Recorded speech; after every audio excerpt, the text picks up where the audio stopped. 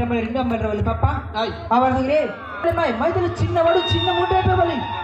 అప్పుడు ఆ చేత సవర మూడు కాలు పడిపోవాలి